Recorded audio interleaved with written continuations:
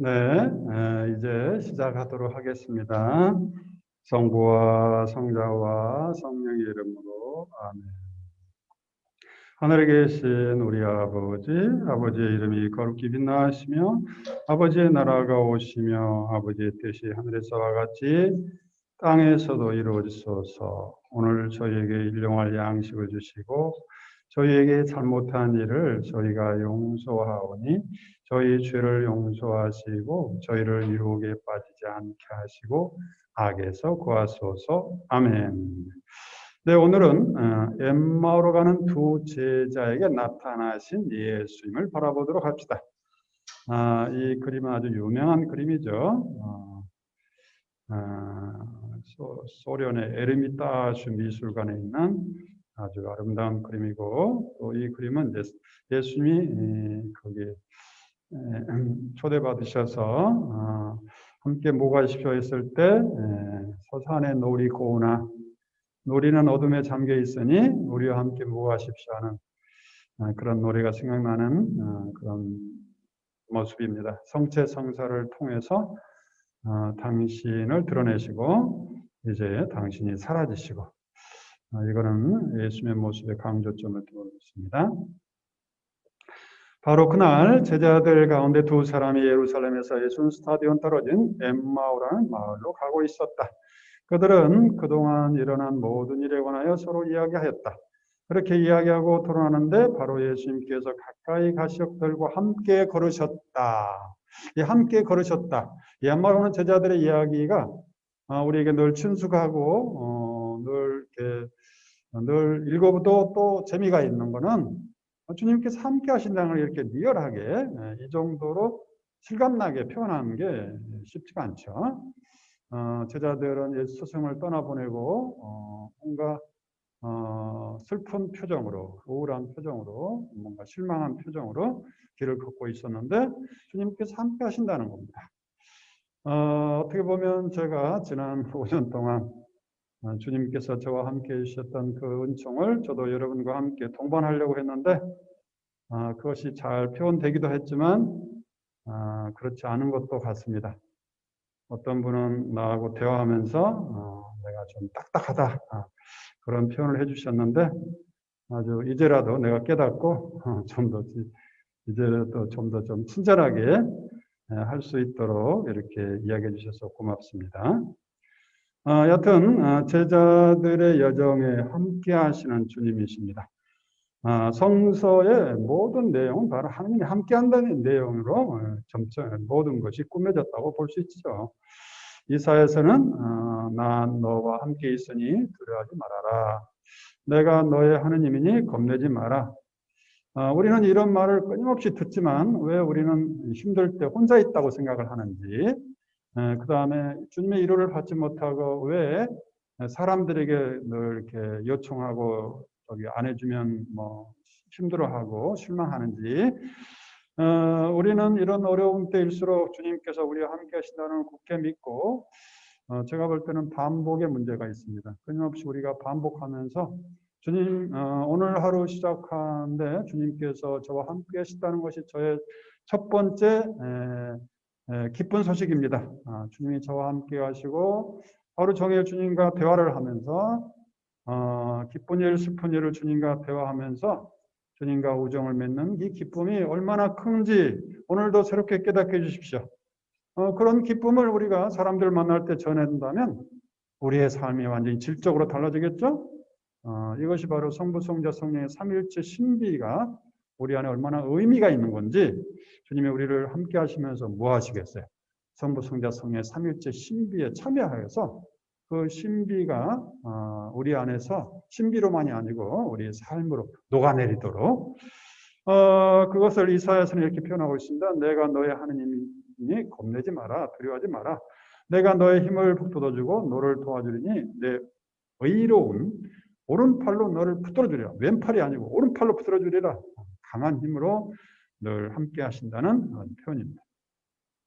그들은 눈이 가려 그분을 알아보지 못하였다. 이거는 우리들의 이야기죠. 우리도 눈이 가려서 내 안에 계신 주님을 알아보지 못하고 또 우리 주위 사람들 안에 있는 주님을 알아보지 못하고 주님께서는 그렇게 또 강조하면서 그 최후 심판 그 복음에서 내가 가장 보잘것없는 사람, 너희들이 무시하고 함부로 대하는 그 사람 안에 내가 있다고 그렇게 강조했는데도 불구하고 우리는 그 사람들 안에서 주님을 발견하지 못하고 무시하고 함부로 대하고 성질내고 짜증내고 막 원수 삼고 이렇게 하면서 실제로는 우리가 주님과 멀어져 버리는 그런 잘못을 늘 범합니다. 그래서 우리가 주님 눈이 좀 뜨게 해주십시오. 제가 내 안에 계신 주님, 저를 너무 사랑하신 주님을 이렇게 발견하고 늘 기뻐할 수 있게 하시고 또 내가 함부로 대하는 사람들 안에도 주님이 살아계심을 제가 발견하는 눈을 뜨게 해주십시오. 소경 바르들레모도 그랬죠. 주님 볼 수 있게 해주십시오. 우리의 기도가 반복되는 기도가 바로 이거야 되겠습니다. 볼 수 있게. 우리가 세상과 교신하는 소통하는 가장 중요한 감각기관은 눈입니다. 눈. 눈으로 거의 80%를 정보를 교환하고 눈으로 탁 파악이 되죠. 그만큼 우리가 볼 수 있다는 것은 그것도 뭐를 보느냐가 중요한데 결국 눈으로 보는 게 아니라 마음으로 보고 내 인생관, 신앙관으로 보는 겁니다. 내 인생관과 신앙관과 내 신념체계가 뭘 봐라 하니까 보는 것이지 그냥 눈이 다 보는 건 아닙니다. 다 봐도 정보를 입력 못하고 일부만, 아주 일부만, 극히 일부만 받아들여서 우리가 살아가고 있습니다. 그래서 소중한 거, 주님이 보기를 원하는 거, 복음적인 거를 이렇게 본다면 우리의 삶이 질적으로 달라지겠죠? 예수님께서 그들에게 걸어가면서 무슨 말로 서로 주고받느냐 하고 물으시자 그들은 침통한 표정을 한 채, 침통한 표정 이해가 되죠? 그렇게 희망을 걸었던 스승님이 돌아가시고 또 이상한 소문도 들리고 그래서 살아났다는데 진짠가 하는 그런 표정들이죠. 무슨 말을 주고받느냐 질문하시면서 들어주시는 주님, 공을 던지면서 주도권을 넘겨주시는 주님, 배려하시는 주님, 동반자로 초대하시는 주님, 우리 안에 숨겨진 인간성과 자존감을 불러내어 다시 새롭게 피어나기를 원하시는 그 주님의 모습입니다. 우리가 사람을 존중한다는 건 바로 이것 때문입니다. 우리의 인간 존엄성을 다시 회복하도록 우리가 슬그머니 친구처럼 또 낮은 자세로 해줘야 그 사람 안에 있는 뭔가 묻혀있는 보물들이 드러나는 것이죠. 우리가 만남이 소중한 것은 이런 것 때문이죠. 저 사람이 내 말을 잘 들어주고 내가 뭔가 내 안에 뭔가를 가능성을 발견하게 해주고 내가 신명나게 춤을 추도록 해주는 사람이구나. 이것이 우리 부부가 된다면 얼마나 좋겠습니까? 그렇게 되도록 기도해야 되겠죠? 우리 가정이 성가정이라는 건 바로 이런 거라고 볼 수 있겠습니다. 침통한 표정에서 실망과 좌절을 겪었을 제자들을 헤아리시는 주님의 모습을 볼 수 있고 실망을 결국 우울을 낳게 되고 우울은 결국 어두움을 향하게 됩니다. 그래서 요즘에 많은 절망하고 우울하고 또 자살하는 사람들이 참 요즘에는 참 많아졌습니다. 시작이 바로 실망감에서 오는 거죠. 사업이 안 되고 뭔가 관계가 깨지고 거기서 우울해지면 이제 존재 근거가 이제 약해졌죠. 우울증에 걸리게 되죠. 그래서 우리가 주님을 늘 묵상하고 주님이 함께 하신다는 거, 우리가 힘들 때마다 주님께서 동반하시면서 우리가 모르더라도 우리 모르는 상태도 주님이 함께 하시면서 우리를 위해서 기도하시고 함께 하신다는 걸 이거 믿는 거하고 그냥 잊어버리고 사는 거하고는 이게 얼마나 큰 차이가 있는지 많은 사람들이 신자이면서도 이거를 잊어버리고 너무너무 힘들게 사는 사람이 많아요. 그래서 제가 늘 이렇게 또 강의하고 또 강의하고 또 하고 우리가 자주 듣지 않으면 잊어버려요. 그만큼 세상의 소리가 우리를 지배하려고 끊임없이 악의 힘을 빌려서 우리를 공격해야 되죠. 가장 어떻게 보면 효과적인 악은 바로 텔레비전이에요. 텔레비전. 너무 유혹이 많아요. 그래서 거기에 보고 있는 한 물론 좋은 정보도 있지만 대부분은 우리를 정말 작아지게 하고 기가 막히게 하고 열등감 갖게 하고 저 사람은 돈 벌었다는데 나는 지금 뭐냐 이런 마음 들게 하고 그것이 정말 필요하냐? 필요한 것도 아니에요. 그런데 우리가 괜히 그런 어떤 말을 듣고 그런 것이 우리 표상책에 이렇게 들어와가지고 돈 하게 되는 거예요. 물론 우리가 돈은 벌려고 애를 써야 되겠죠. 그러나 최대한 하되 만족할 줄 아는 그런 것이 필요하겠죠. 그들 가운데 한 사람, 클레오파라는 사람이 예루살렘에서 머무르면서 이 며칠 동안 그곳에 일어난 일을 혼자만 모른다는 말입니까? 이런 걸 보면 예수님이 마치 아는 것처럼 행세하지 않았다는 걸 볼 수 있어요. 갑질을 하지 않았다는 거예요. 마치 뭐를 잘 모르는 사람처럼, 친구처럼. 이게 예수님의 특징입니다.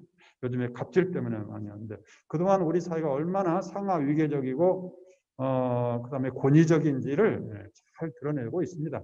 지금 그걸 하나하나 교정해 가는 과정 안에서 이제 하나씩 드러나는데, 그런 것이 점점 개선되리라고 믿습니다.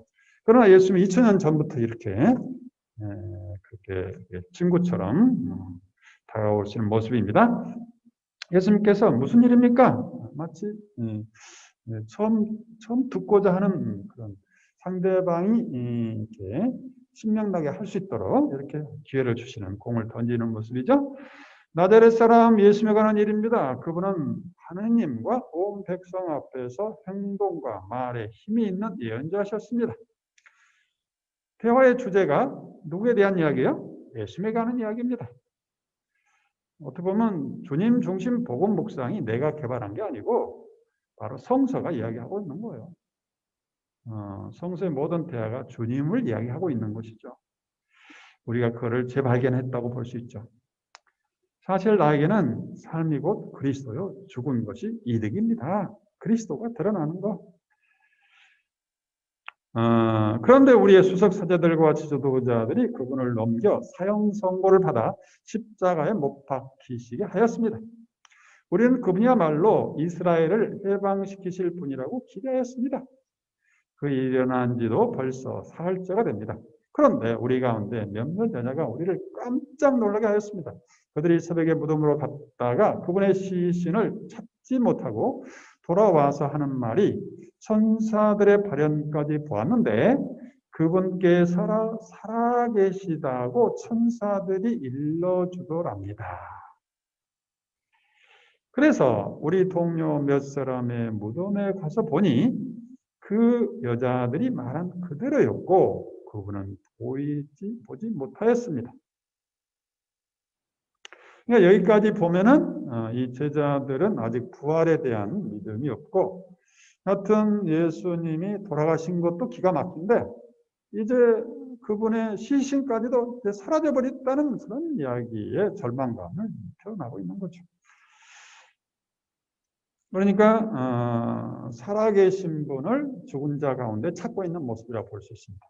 이처럼 우리의 믿음, 신념 체계가 그분 분명히 돌아가셨다.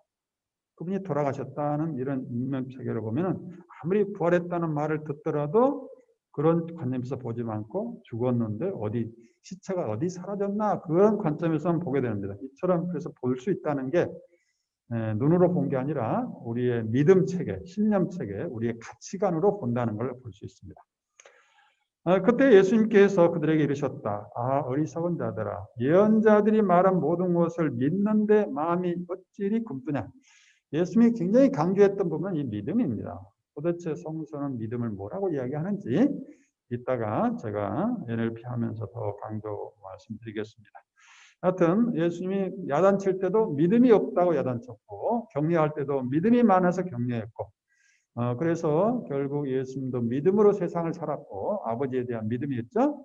또 우리 안에서 아버지의 놀라운 일이 하나님 나라가 건설되리라는 그 믿음으로 한 걸음을 가셨고 심지어 십자가상 죽음 앞에서 모든 것이 끝날 것 같은 그 두려움과 절망 속에서도 주님은 믿음을 갖고 끝까지 아버지께서 원하신 길을 갔습니다. 그래서 믿음이란 게 참 중요한 부분인데 우리가 믿음이 뭔지를 좀 더 구체적이고 심각하게 오늘 고민해보는 시간이 됐으면 좋겠습니다.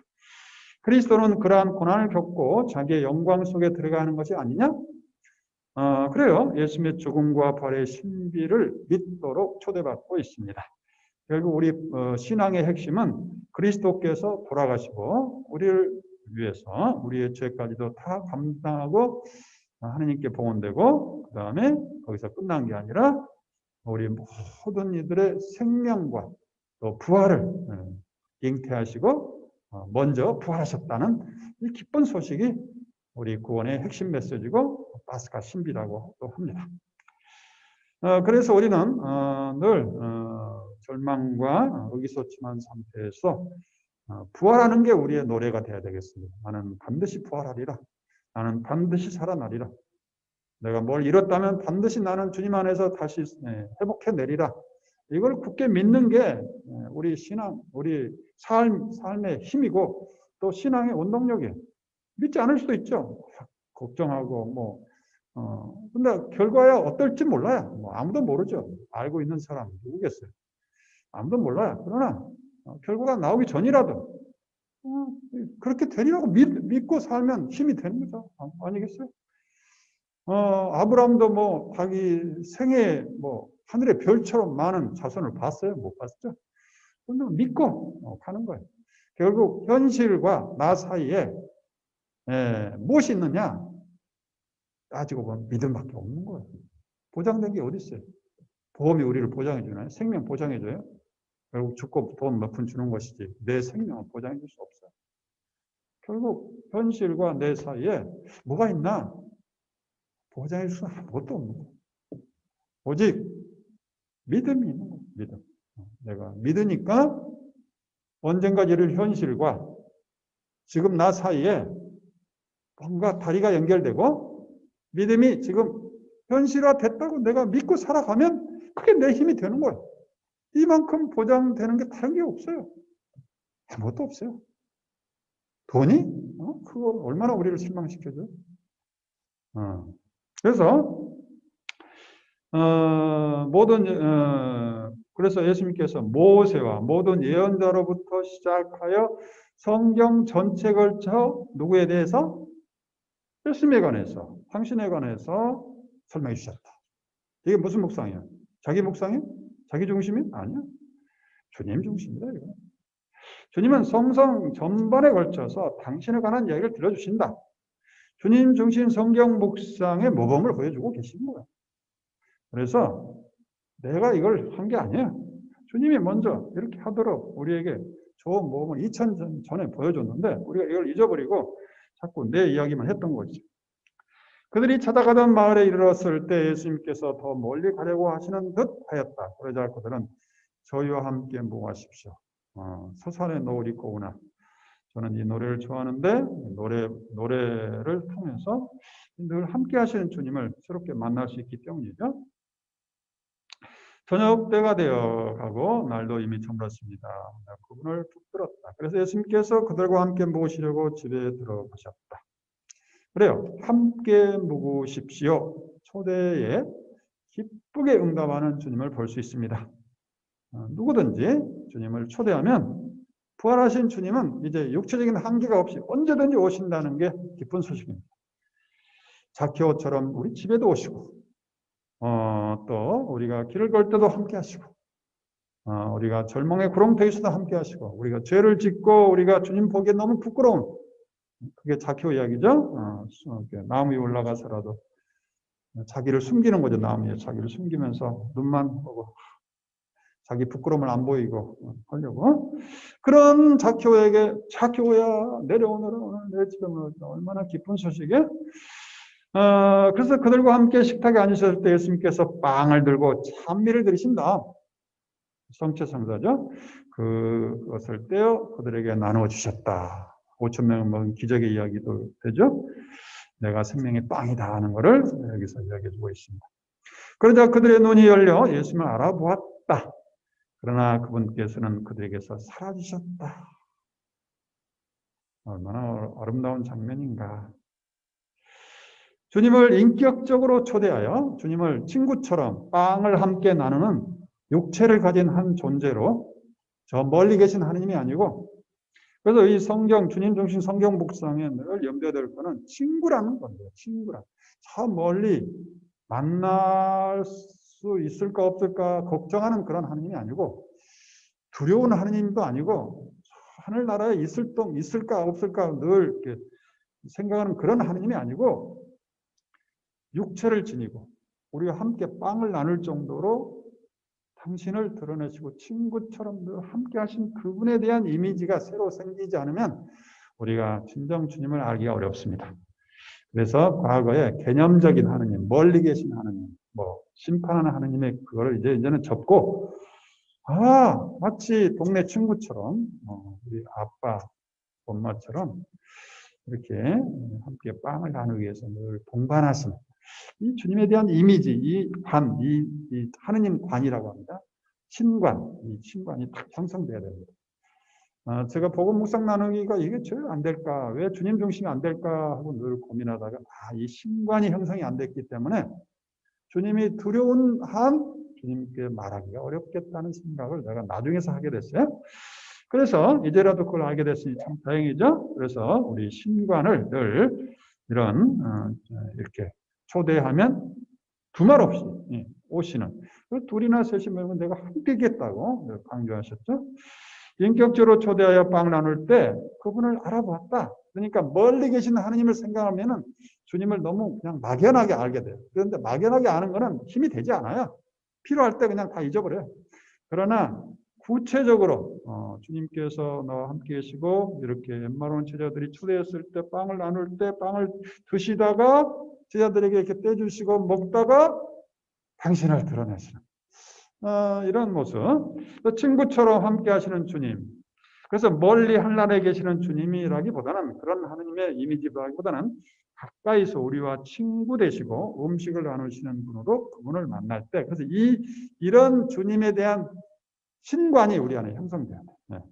친구이신 예수님.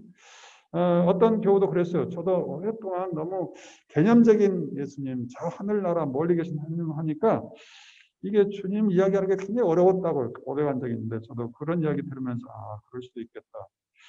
그래서 우리 눈이 열린다는 게 어떤 눈인가? 우리 가까이 계신 주님, 친구 같은 주님을 볼 수 있는 눈을 열리는 거죠.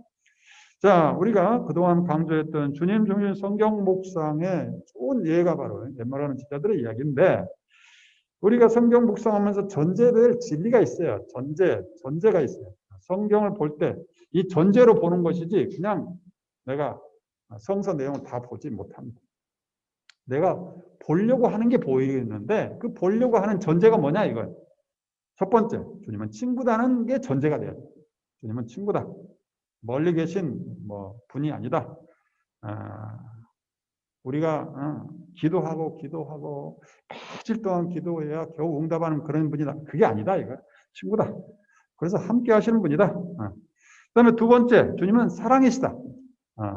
그래서 심판이나 이런 이야기는 사랑이시다. 있는 그대로 우리를 사랑하신다. 죄가 있어도 죄가 있으니까 나는 주님 묵상할 수 없다. 이건 말이 안 되는 거예요.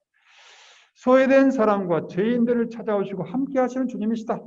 자키오 이야기나 소경 이야기나 이런 것들이 다 이런 이야기입니다. 그 다음에 우리의 행동을 고쳐주려고 행동 고치려고 너 옳고 그르고 이런 걸 따지려고 하는 게 아니라 성부, 성자, 성령의 삼일체 친교의 기쁨에로 초대하신다. 이것이 전제돼가지고 성경 묵상을 해야 되겠습니다. 그래서 주님에 대한 우리의 생각이나 하느님관이 주님을 보는 눈을 결정한다는 걸 우리가 기억해야 되겠습니다. 그래서 세상을 보는 눈, 이거는 육체적인 눈이 아니고 우리의 인생관으로, 신앙관으로, 우리의 철학으로. 그래서 이 철학이 굉장히 중요합니다. 두려운 주님에 대한 생각을 하면 그런 두려운 분이 보이고, 친구이신 주님을 생각하면 그런 분이 보인다는 거죠. 그래서 예수님께서 너희는 나를 누구라고 하느냐는 이 질문은 굉장히 중요한 질문입니다. 내가 누구냐고 물을 때 그런 주님을 보게 되고 그런 주님을 닮은 내가 형성되는 거거든요. 그래서 너희는 나를 누구라고 하느냐고 물으셨는데 시몬 베드로는 살아계신 하느님의 아들, 살아계신 존재로서 하느님의 아들로서의 권위를, 능력을 드러내신, 나에게 힘을 주시는 그런 분이다. 자, 그래서 신자들의 하느님상 이미지가 두려운, 무서운, 멀리 계신 이런 화를 주시는 분, 이런 이미지에서 복을 주시는 분, 친정 아버지 같은 분, 친구 같은 분, 이런 이미지로 상을 바꾸고 가야 되겠습니다. 교회는 전통적으로 예수님을 누구라고 하는가 이렇게 가르치고 있습니다. 여러 가지 용어가 있지만 우리가 전반적으로 이런 이미지구나. 친구, 모범, 모델, 우리의 모상이다 하는 모델, 그 다음에 스승이시다, 구세주시다, 하느님의 아들이시다, 하느님의 말씀이시다. 요한복음에서는 착한 목자, 생명의 빵, 빛, 포도나무 이런 비유들로 절처음 많이 가득하게 돼 있죠.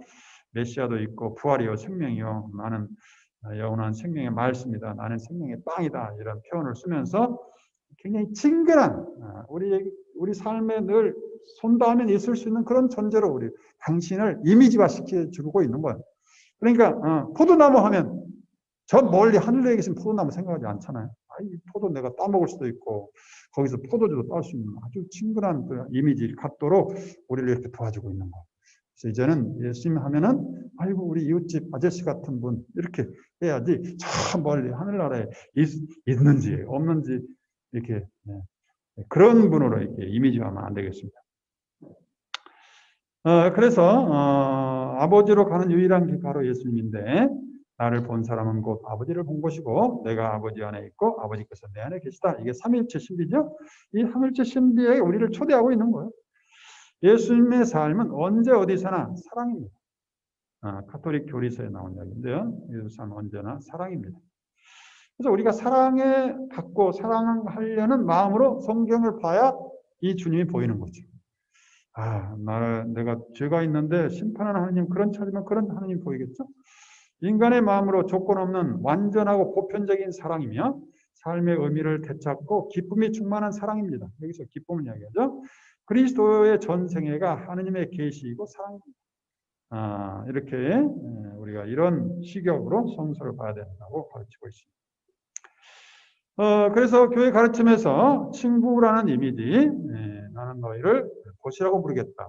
모델, 모범, 내가 이토록 오랫동안 있었는데 나를 모른단 말이냐? 나를 보았으면 아버지를 보는 것이다. 모상, 모델이다. 하나님의 모상, 모델이다.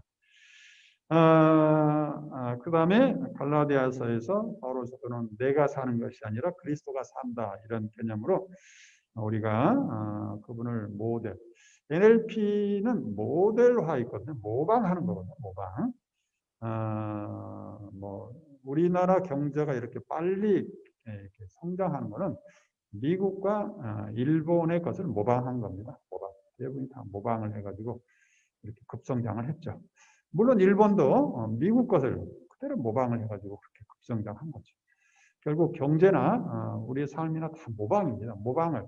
예술도 다 모방이거든요. 모방을 하되 뭔가 독특성을 좀 드러내면 그런 것이 이제 완전한 작품이 되는 건데 우리 인생도 마찬가지로 누군가를 모방하는데 같은 값이면 우리가 예수님을 모방하는 거죠.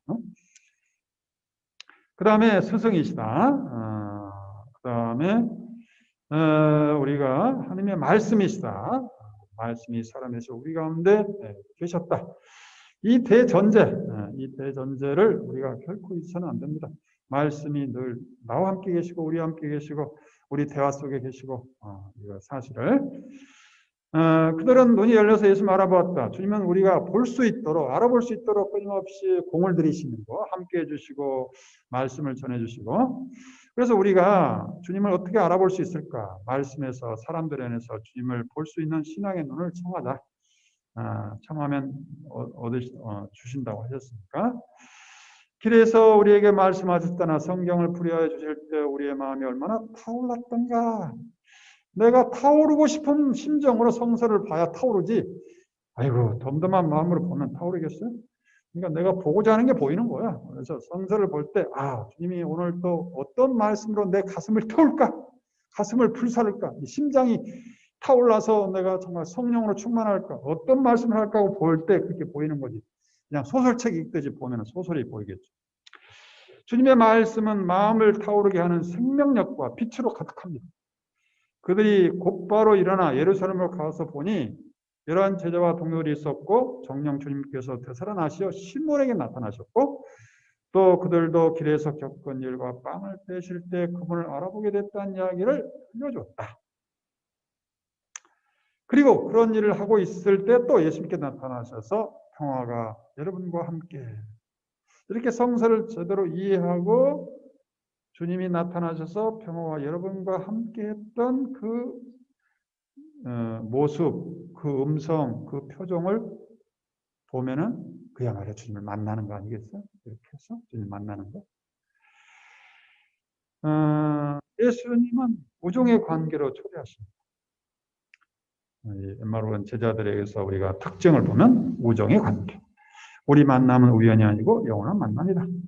우리 만남 안에 주님이 들으시고며 우리의 영원성을 열어주고 계시다.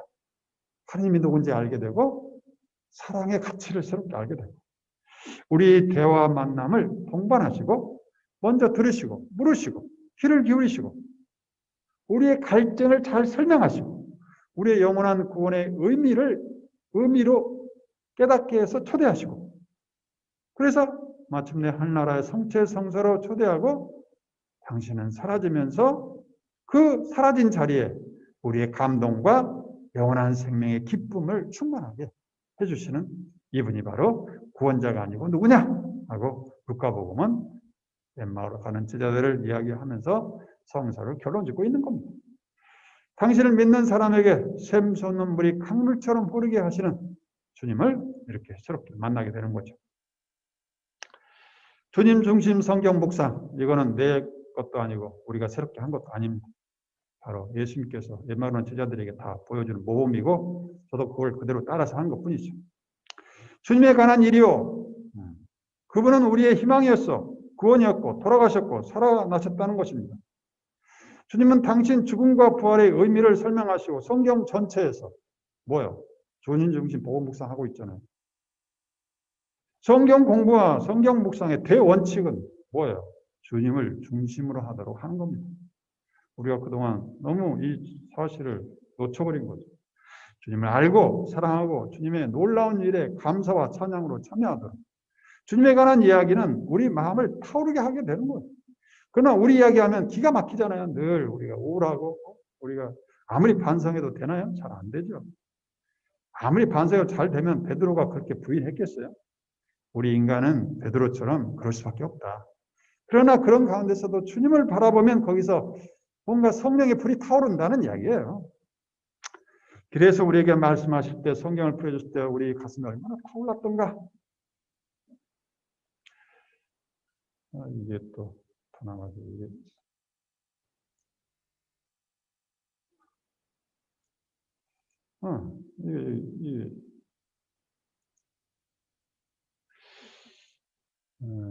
이게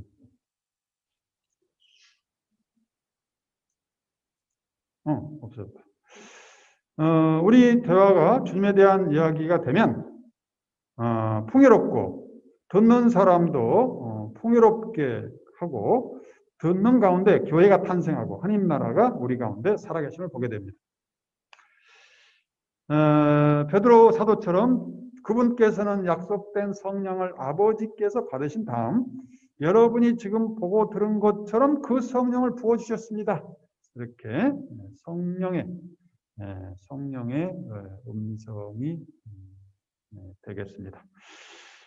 예수님이 사용했던 언어 방법이 바로 비폭력적 대화죠. 우리 대화가 얼마나 폭력적인지 우리는 모르고 하고 있죠. 실상 보면은 우리 어려서부터 부모들한테 때 그런 말 하지 마, 해 하는 게 폭력적인 언어들이거든요.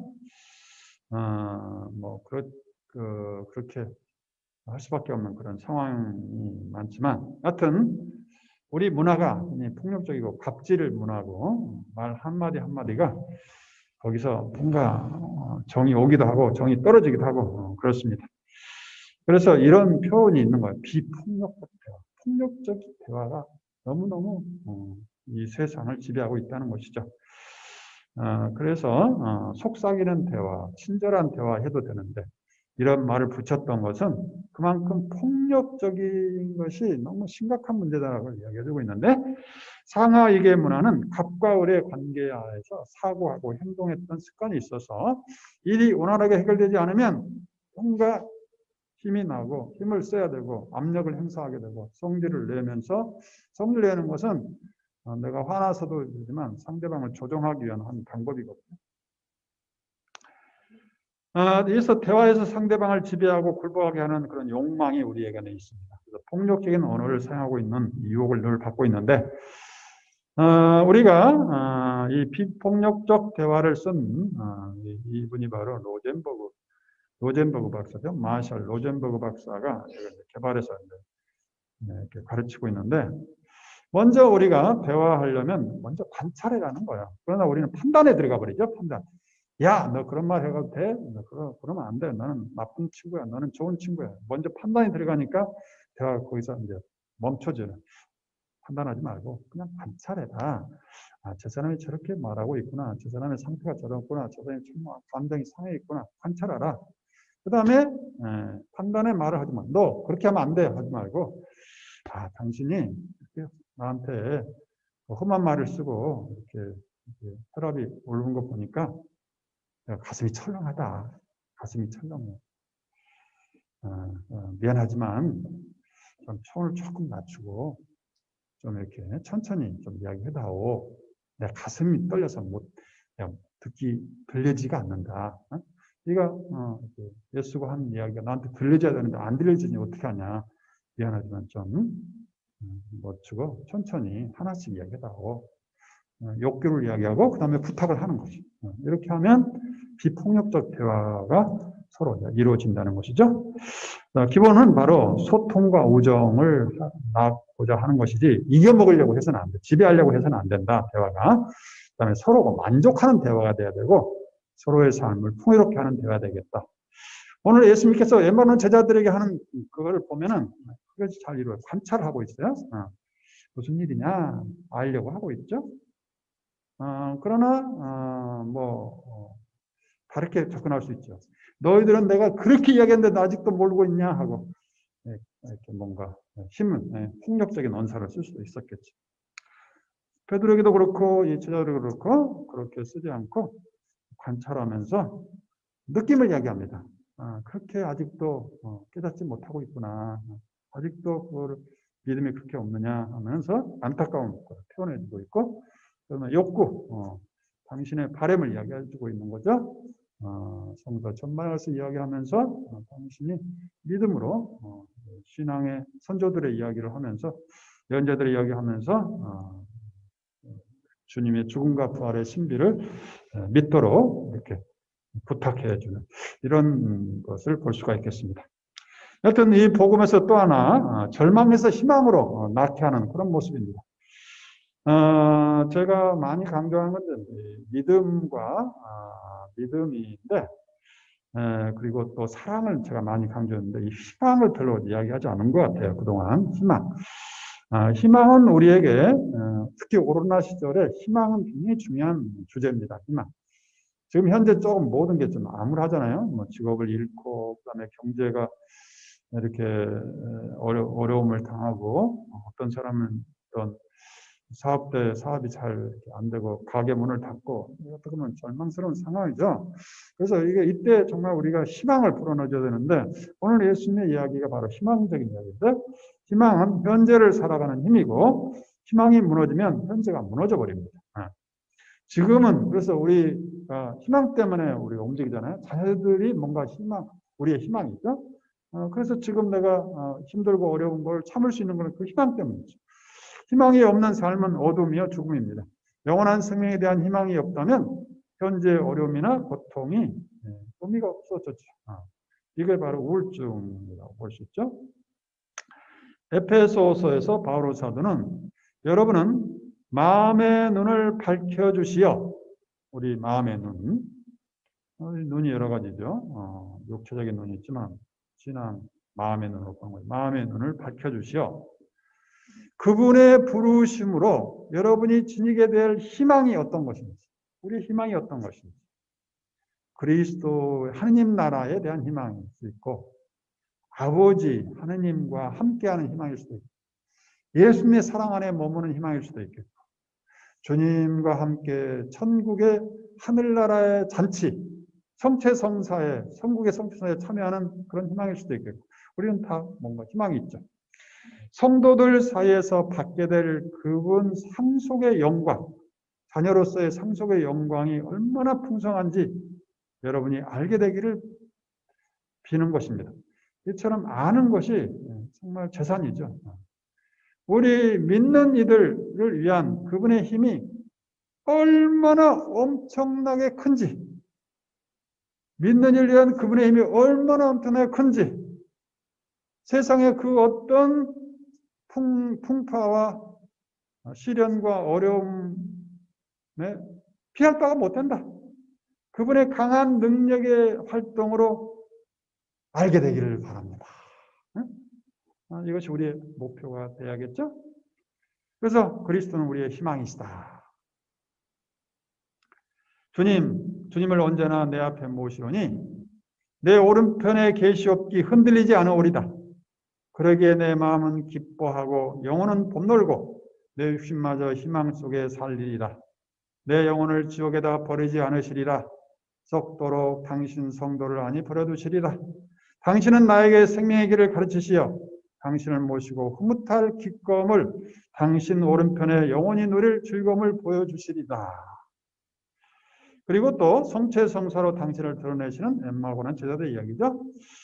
성찬례 미사는 그리스도교 생활 전체의 원천이요 정점이다. 교회 모든 교역이나 사도직 활동과 마찬가지로 다른 여러 성사들은 성찬례와 연결되어 있고 성찬례를 지향하고 있다. 실제로 지극히 거룩한 성체성사 안에서 교회 모든 영적 손이 내포되어 있다. 우리의 파스카이신 그리스도께서 그 안에서 계시다. 그래서 우리가 성체성사로 주님을 만나고 주님을 먹고 마시고 또 주님의 사랑의 안에 머물고 그런 공동체가 탄생하고 교회가 탄생하는 거죠. 그래서 우리가 주님 안에 사랑의 관계로 초대받고 또 우리 신자들의 공동체가 탄생하면서 우리가 이웃이 있다는 기쁨 속에 머무르게 되는 거죠. 그들과 함께 있을 때 예수님께서 빵을 들고 찬미를 들으신 다음 그것을 떼어 그들에게 나누셨다. 그러자 그들의 눈이 열려 예수님을 알아보게 되었다. 이런 이미지와 함께 우리가 엠마오는 제자들을 기억하면서 우리가 어떤 상황에서도 특히 어려울 때마다 이 주님의 모습을 바라면서 무슨 일이냐 하고 질문하시는 그 질문을 나에게 던지시고 주님께서 우리의 마음을 뜨겁게 하시고 우리 눈을 열게 해주신다는 것을 굳게 믿도록 합시다. 그 다음에 이제 상실 수업인데 자기 배우자가 떠났어요. 배우자가 떠났는데 이런 기도를 해요. 신이시여 내 남편이 죽었습니다. 이것이 정녕 당신의 계획입니까? 난 당신의 헤아릴 수 없는 그 큰 뜻을 원치 않습니다. 그냥 남편이 돌아왔으면 좋겠어요 하고 이제 외치는 거예요. 이게 상실. 우리 모두가 다 이 상실의 앞에 있죠. 뭐 내가 먼저 갈 수도 있지만 뭐 사랑하는 사람이 먼저 갈 수도 있고 그때 나는 옛말로는 제자들처럼 뭔가 실망에 젖어 자포자기로 어딘가로 갈 수 있겠죠. 스승 같은 사람이 세상을 떠났다는 것입니다. 갑자기 닥친 죽음이 침통한 표정으로 기대하던 바가 무너질 때가 있죠. 엠마오는 제자들도 갑자기 닥친 상실감으로 고통을 당하고 있는 거죠. 그때 예수님께서는 무슨 일이냐? 무슨 일로 그렇게 침통한 채 걸어가고 있느냐? 그러면서 우리 주님은 성경 전체에 관한 설명도 가슴 뜨거워 해주시고 눈을 열게 하시면서 인생의 참다운 의미를 발견하게 해줍니다. 그래서 우리가 성경 읽을 때 바로 엠마오는 제자들의 여정에 참여하는 것이라고 볼 수 있습니다. 성경 전문에서 설명해 주는 게 바로 예수님이 우리가 공부하고 묵상하고 쓰고 하는 것이 예수님이 우리 곁에서 성경 전반에 걸쳐서 설명해 주고 있는 것으로 이해하면 되는 거죠.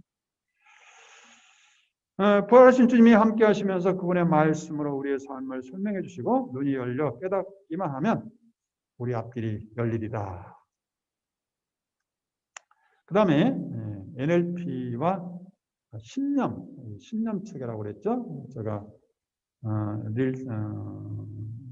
딜츠의 6단계, 의식의 6단계를 이야기하면서 그 가운데 가치관과 신념이 있다고 그랬죠.